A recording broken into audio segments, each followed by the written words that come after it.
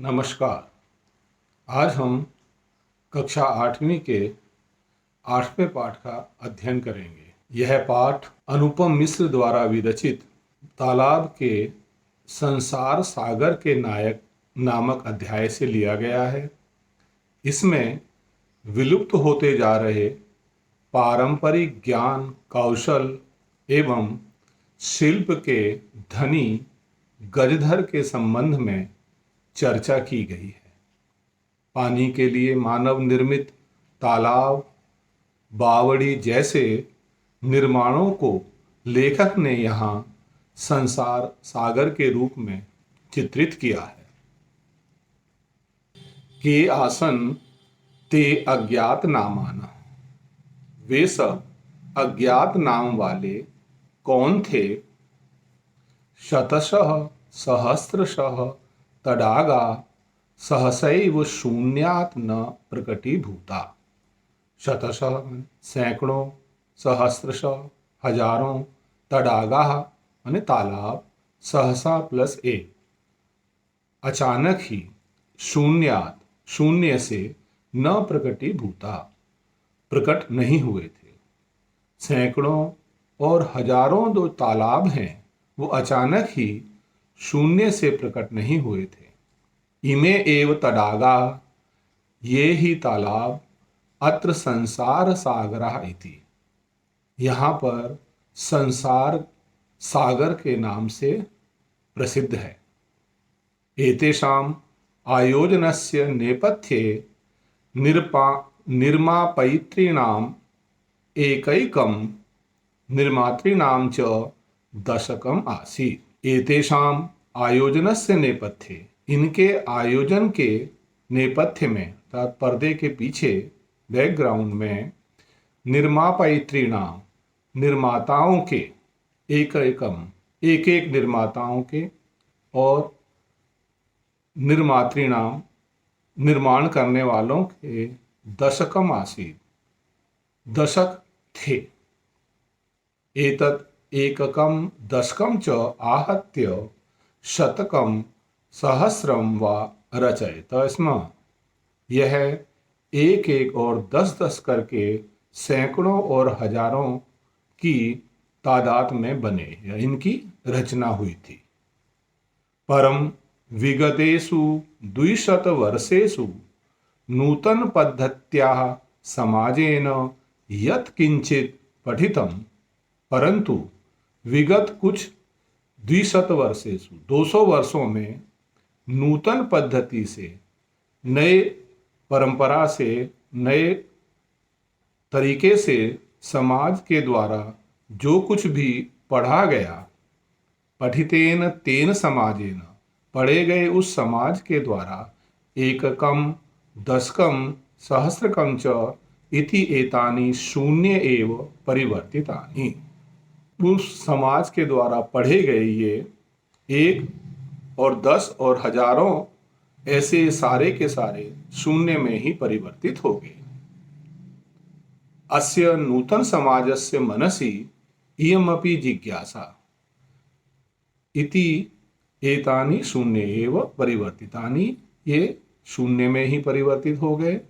और अस्य नूतन समाजस्य, इस नए समाज के मनसि मन में, इयमपि जिज्ञासा, यह भी जिज्ञासा, न एव उद्भूता नहीं उत्पन्न हुई, यत् कि अस्मात् पूर्वम एतावतः तडागान के रचयन्ति स्म, कि इससे पहले इन तालाबों की रचना किसने की या इनकी रचना किनके द्वारा की गई थी। एतादृशानि कार्याणि कर्तुम ज्ञानस्य यो, ऐसे कार्यों को करने के लिए ज्ञान की, यो माने यह, जो, नूतनः प्रविधि विकसितः, जो नई प्रविधि विकसित हुई, तेन प्रविधिना अपि पूर्वं संपादितम एतत् कार्यं मापयितुं न केनापि प्रयतितम, उनके द्वारा किस प्रविधि का उपयोग किया गया या किस विधि से उनको संपादित किया गया, इस कार्य को नापने के लिए किसी ने भी कोई प्रयत्न नहीं किया। अद्यते अज्ञात नामानः वर्तन्ते, आज वे सब अज्ञात नाम वाले हो गए हैं, अर्थात काल के गर्त में खो गए हैं। पुराते बहुप्रथिता आसन, परंतु प्राचीन काल में वे बहुत ही प्रसिद्ध थे। अशेषे ही देशे, संपूर्ण देश में तडागा निर्मीयन्ते स्म, तालाबों का निर्माण किया जाता था। निर्मातारः अपि अशेषे देशे निवसन्ति, और इनका निर्माण करने वाले भी संपूर्ण देश में निवास करते थे। गजधरा इति सुंदरः शब्दः तडाग निर्मातॄणां सादरम स्मरणार्थम। ये जो गजधर, ऐसा जो ये सुंदर शब्द इनको दिया गया, ये तडाग निर्मातॄणाम, इन तालाबों का निर्माण करने वालों के प्रति आदर और स्मरण के लिए ही दिया गया था। राजस्थानस्य केषुचित् भागेषु शब्दोऽयम् अद्यापि प्रचलति। राजस्थान के कुछ भागों में यह शब्द आज भी प्रचलित है। कह गजधर, ये गजधर कौन है? यह गज परिमाणम धारयति स गजधर, जो गज परिमाण को धारण करता है वह ही गजधर कहलाता है, या वह ही गजधर है। गज परिमाणम एव मापन कार्ये उपयुज्यते, और ये जो गज परिमाण था यह ही नापने के कार्य में उपयोग में लिया जाता था। समाजे त्रिहस्तः परिमाणात्मिकीं लौह यष्टिं हस्ते गृहीत्वा चलन्तः गजधरा इदानीं शिल्पी रूपेण नैव समादृताः सन्ति। त्रिहस्त, तीन हाथ, परिमाणात्मिकी, तीन हाथ लंबी, लोहे की जो ये छड़, लोहे की जो ये डंडी या डंडा, हस्ते गृहीत्वा, हाथ में ग्रहण करके, चलन्तः, चलते हुए, गजधरा, गजधर, इदानीम, इस समय, शिल्पी रूप से, शिल्पकारों के रूप में, नैव समादृता संति, समादृत, आदरित नहीं है, आज उनका शिल्पी के रूप में आदर नहीं किया जाता है। गजधरः यह समाजस्य गांभीर्यं मापयेत् इत्यस्मिन् रूपे परिचितः। गजधर वो कहलाते थे जो समाज की गंभीरता को जिनके द्वारा मापा जाता था, ऐसे रूप में ये परिचित होते थे, या इनका परिचय समाज की गंभीरता को मापने के लिए किया जाता था। गजधरा वास्तुकारः आसन, गजधर वास्तुकार थे। कामम ग्रामीण समाजो भवतु नागर समाजो वा तस्य नवनिर्माणस्य सुरक्षा प्रबंधनस्य च दायित्वं गजधरा निभालयन्ति स्म। गजधर वास्तुकार थे।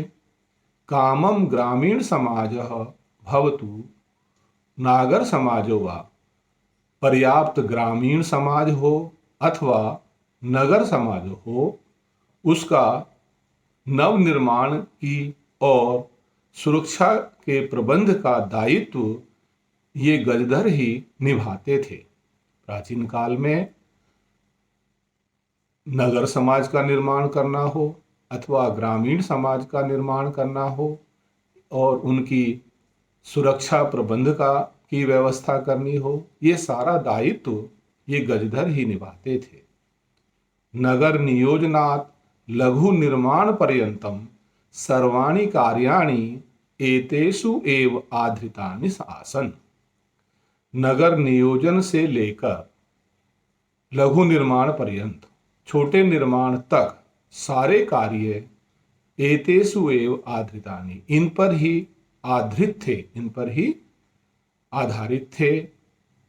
ते योजना नाम प्रस्तुवन्ति स्म, वे सब योजना को, ते योजनाम प्रस्तुवन्ति स्म, भावी व्ययम आकलयन्ति स्म, उपकरण भारान् संगृह्णन्ति स्म, प्रतिदाने ते न तद याचन्ते स्म यद दातुं तेषां स्वामिनः असमर्थाः भवेयुः। कार्य समाप्तौ वेतनानि अतिरिच्य गजधरेभ्यः सम्मानमपि प्रदीयते स्म। ते योजनां प्रस्तुवन्ति स्म, वे सब योजना को प्रस्तुत करते थे। भावी व्ययम आकलयन्ति स्म, और उस योजना पर कितना खर्च होगा उसका आकलन करते थे।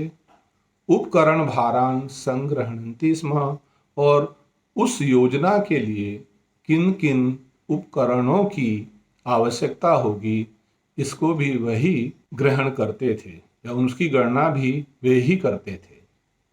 प्रतिदाने ते न तद याचन्ते, और उसके बदले में वे सब वह नहीं मांगते थे यद दातुम, जिसको देने में तेषाम स्वामिनः, उनके स्वामी असमर्था भवेयुः, असमर्थ हो, अर्थात जिनके घरों का या तालाबों का या जो भी किसी के भी योजना का वो निर्माण करते थे, अगर कोई उनका पारिश्रमिक देने में असमर्थ हो तो वे उनसे उसकी उतनी याचना नहीं करते थे।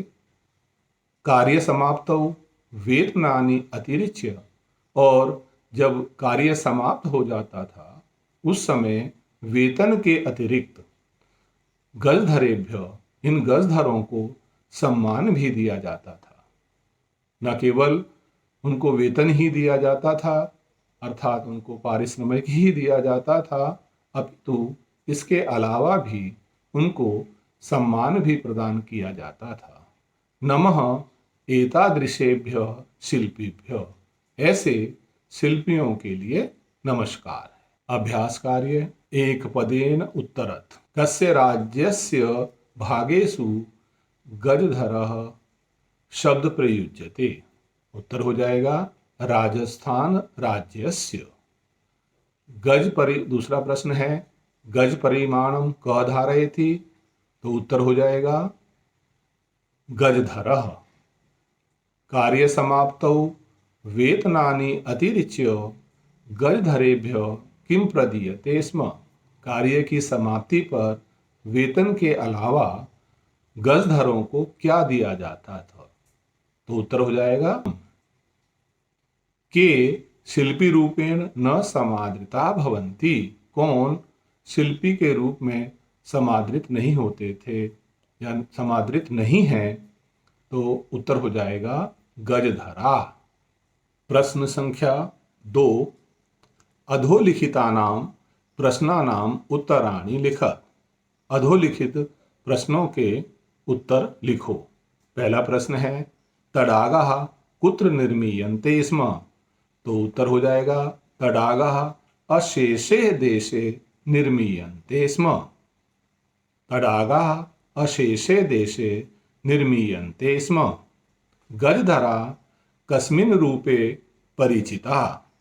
प्रश्न संख्या 2। गजधरा कस्मिन् रूपे परिचिताः, तो उत्तर हो जाएगा ये समाजस्य गांभीर्यं मापयेयुः इत्यस्मिन् रूपे परिचिताः गजधराः।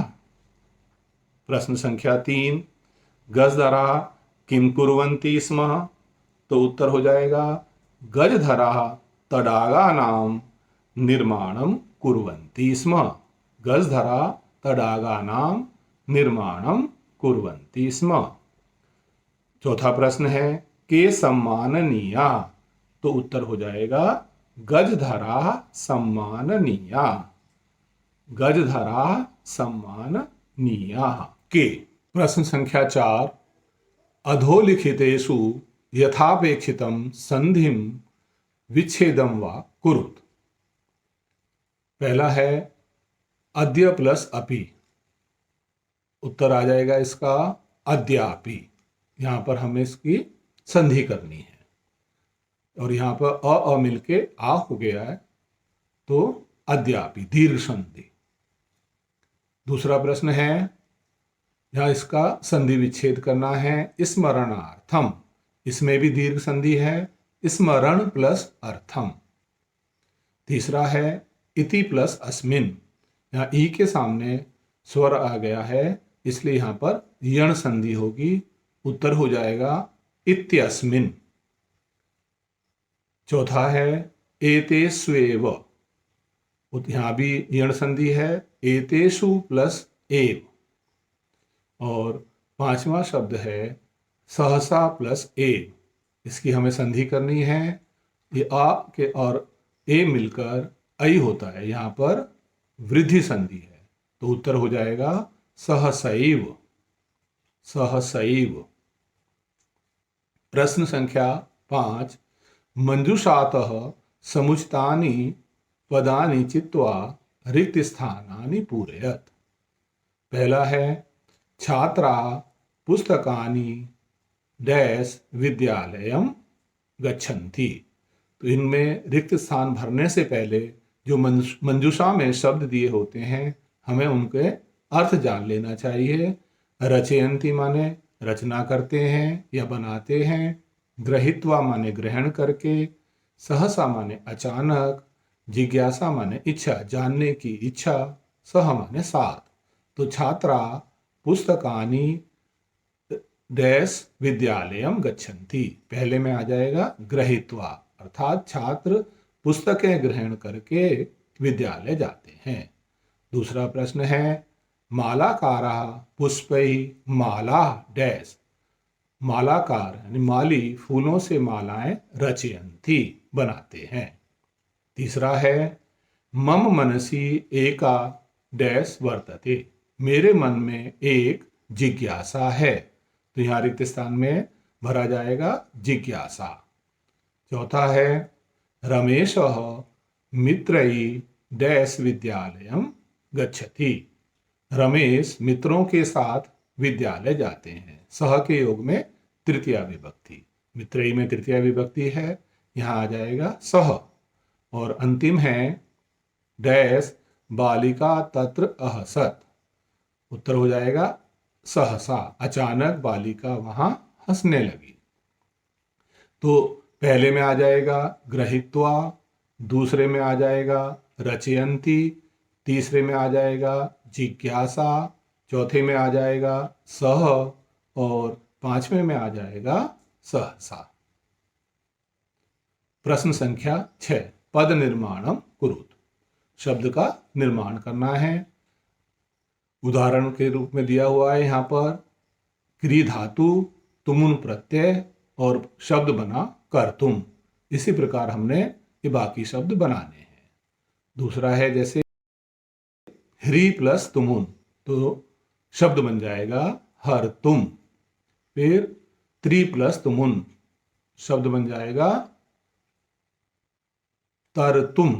दूसरा है ये तुमुन प्रत्यय के थे, और आगे के जो शब्द हैं वो उनमें कत्वा प्रत्यय जोड़ के बनाना है।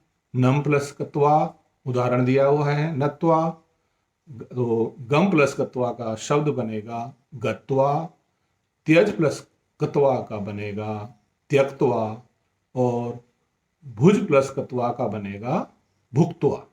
अब और शब्द दिए हैं यहाँ पर उपसर्ग धातु प्रत्यय, ये उपसर्ग भी आ गया। उप गम और लियप, उप उपसर्ग है, गम धातु है, लियप प्रत्यय। तो एक लियप प्रत्यय कत्वा के की जगह पर ही प्रयोग में लाया जाता है। जहाँ भी धातु से पहले उपसर्ग आ जाए, जहाँ भी धातु से पहले उपसर्ग आ जाए तो कत्वा को ही लियप हो जाता है। तो उदाहरण दिया हुआ है उपगम लियप, शब्द बन गया उपगम्य।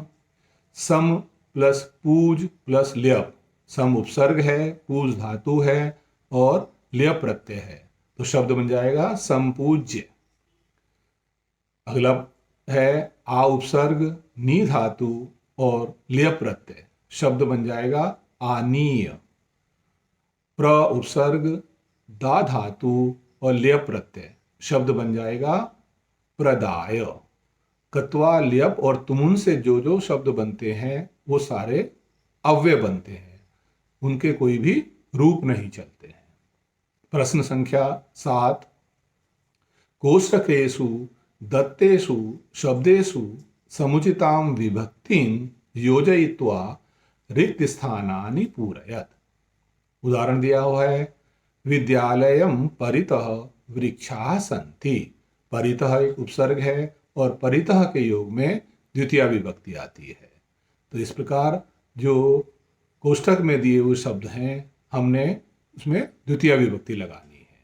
जैसे उभयतः के योग में भी द्वितीय विभक्ति आती है, तो रिक्त स्थान में भर जाएगा, ग्राम का द्वितीय में बनेगा ग्रामम। तो ग्रामम उभयतः ग्रामाः सन्ति। यहाँ पे ग्रामम उभयतः ग्रामाः सन्ति, गांव के दोनों ओर गांव हैं। सर्वतः के योग में भी द्वितीय विभक्ति आती है, तो नगरम सर्वतः, नगर के सब ओर अट्टालिकाः सन्ति, नगरम आ जाएगा। धिक् के योग में भी द्वितीय विभक्ति आती है, तो यहाँ पे धिक् के योग में भी द्वितीय विभक्ति आती है, तो यहाँ पर का पुरुष का बन जाएगा धिक् का पुरुषम। इसका हम एक वचन में भी बना सकते हैं और बहुवचन में भी। अगर बहुवचन में बनाएंगे तो धिक् का पुरुषान। अगला उदाहरण दिया हुआ है, सह के योग में तृतीय विभक्ति। तो मृगाः मृगैः सह धावन्ति, मृग मृगों के साथ ही दौड़ते हैं।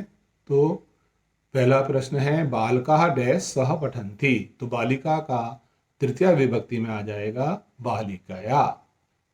और या अगर हम बहुवचन में बनाएंगे तो बालिका भी, बालका बालिका भी सह पठन्ति।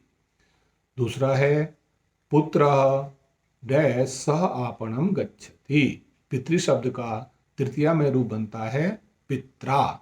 तो पुत्रः पित्रा सह आपणम गच्छति। अगला है, शिशु डैश सह क्रीडति। मातृ शब्द का तृतीय में बनता है मात्रा। तो शिशु मात्रा सह क्रीडति।